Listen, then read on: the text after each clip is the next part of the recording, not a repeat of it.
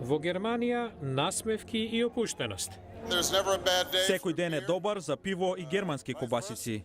Но дома малку позатегната ситуација. САД се важен дел на предложените трговски договори кои што ги опфаќаат Атлантикот и Пацификот, но официјален Вашингтон не е ни блиску до конгресно гласање за нивно одобрување. Доправа ни предстои работа и се започнува со TPA и оваа гласање. Повеќето републиканци, како Пол Рајан, ги подржуваат договорите кои што чекаат пред вратата на Конгресот. Залогот е голем во глобалната економија, ако не се движите напред, застанувате. Кина преговора за трговски договори широм светот и се обидува да ги сврти правилата во своја полза.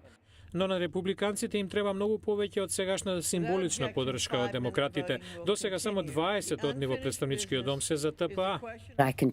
Голем број во наши редови не го поддржува ова. Водачката на демократското малцинство во представничкиот дом Ненси Пелоси сепак ја префрла топката кај председателот на домот, републиканецот Џон Бейнер. Апсолутно е негова одговорност. Таму е поддршката во неговите редови. Тој го има мнозинството. Но и Бейнер го ферува прстот, велики дека ако председателот сака трговски договори, треба да ги убеди сопартиците демократи да дадат поддршка.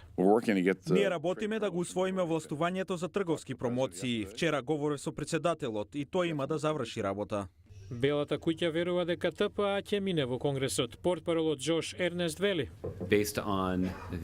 Во зависност од успехот кој што го имавме да убедиме речиси третина од демократите во Сенатот да ја поддржат оваа легислатива, оптимисти сме дека ќе добиеме поддршка ширум земјата и меѓу демократите во представничкиот дом и дека ќе им дадеме причина да ја поддржат мерката.